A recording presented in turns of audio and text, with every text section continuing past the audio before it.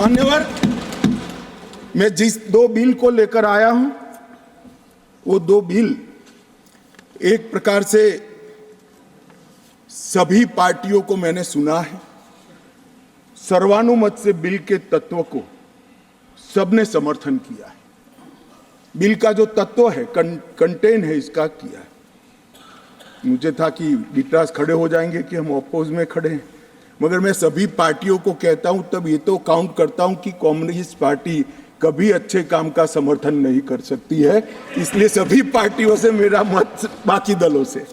मान्यवर, कमजोर और वंचित वर्ग, ये जो नाम है किसी भी नागरिक की डिग्निटी को बहुत हर्ट करने वाला नाम है, अंतर की गहराइयों तक दुख खड़ा करने वाला नाम है। और बहुत समय से था, आज प्रधानमंत्री जी ने एक जो फैसला लिया है, जिस फैसले को वास्तविक स्वरूप देने के लिए मैं आपके सामने उपस्थित हुआ हूं, इसमें कमजोर और वंचित वर्ग की जगह अन्य पिछड़ा वर्ग ये नाम जोड़ने का फैसला दिया है, जो संवैधानिक तंत्र है, संवैधानिक शब्द है। मान्यवर, दूसरा बिल जो है वो दूसरा बिल जम्मू कश्मीर में सालों से अलग अलग प्रकार के विस्थापित हुए। मान्यवर, 80 के दशक से आतंकवाद की शुरुआत हुई, 89 से चरम सीमा पर पहुंचा। ढेर सारे कश्मीरी हिंदू, विशेषकर कश्मीरी पंडित और ढेर सारे सिख भाई घाटी छोड़कर पूरे देश भर में बिखर गए। जम्मू में गए, बेंगलुरु गए, गुजरात गए, दिल्ली गए, फरीदाबाद गए, देश भर में बिखरे। सभी राज्यों ने उनकी आवभगत भी की, सभी राज्यों ने उनको रिजर्वेशन भी दिया, कई राज्यों ने उनको नौकरी में प्रायोरिटी दी भी। कश्मीरियों को गले लगाने का काम पूरे देश ने किया है, पूरे देश की जनता ने। मान्यवर, वो बिखरे और ऐसे बिखरे कि अपने ही देश में वो विस्थापित हो गए, निराश्रित हो गए।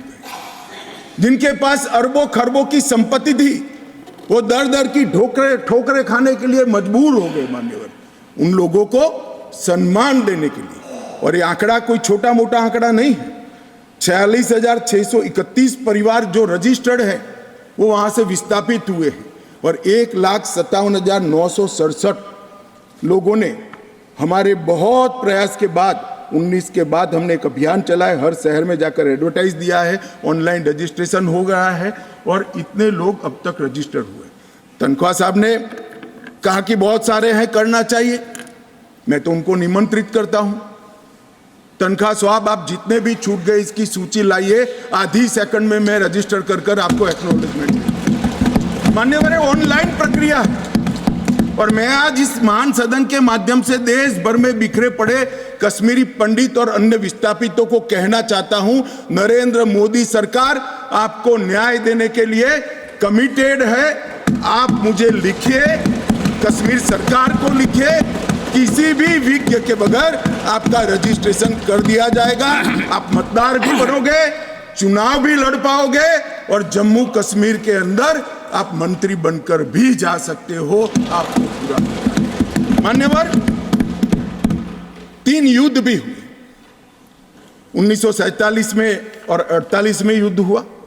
31,779 परिवार आज के पाकिस्तान अधिकृत कश्मीर से शरण लेकर भारत में आए।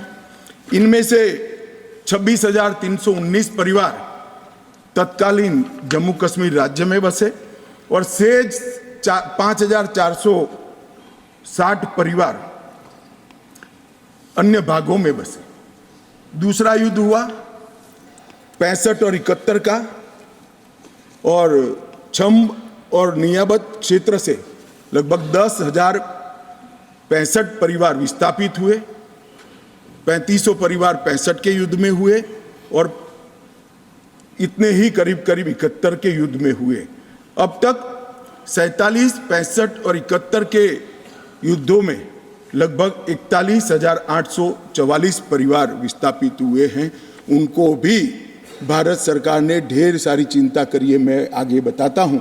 मगर ये बिल जो है मान्यवर, 3 सीटें 2 जम्मू कश्मीर से विस्थापित परिवारों के लिए और 1 सीट पाक ऑक्यूपाई कश्मीर से विस्थापित आए हुए कश्मीरी भाइयों के लिए रिजर्व करने का काम नरेंद्र मोदी जी ने बहुत मन के साथ, चाव के साथ और संवेदना के साथ किया। मान्यवर, ये जो फैसला है उसी एक्ट का हिस्सा है जिस एक्ट को सब चैलेंज करते हैं। मैं उनको बताना चाहता हूं, जब आप 5 अगस्त 2019 के बिल को चैलेंज करते हो, तब आप डिलिमिटेशन कमीशन एक्ट को भी चैलेंज करते हो। ये मत भूलो कि आप इनके रिजर्वेशन के खिलाफ बात करते हो। मान्यवर, डिलिमिटेशन कमीशन ने गंभीरता से विचार करने के बाद समुदायों का प्रतिनिधित्व नॉमिनेशन द्वारा कराने की सिफारिश की है। और मान्यवर, जम्मू कश्मीर प्रशासन ने, जो आज स्वाभाविक है राष्ट्रपति शासन है, उसने भी अपना अभिप्राय डिलिमिटेशन कमीशन को दिया था। भारत सरकार ने के गृह मंत्रालय ने भी दिया था कि इनके प्रति सिंपैथेटिक व्यू लेना चाहिए, इनका प्रतिनिधित्व होना चाहिए। जब वो अपनी जमीन में ही नहीं है तो असेंबली में कैसे चुनकर जा सकते हैं। मान्यवर, और ये आदेश उन्होंने प्रकाशित किया था, जिसको आज कानूनी जामा पहनाकर मैं ये बिल को लेकर उपस्थित हुआ हूँ।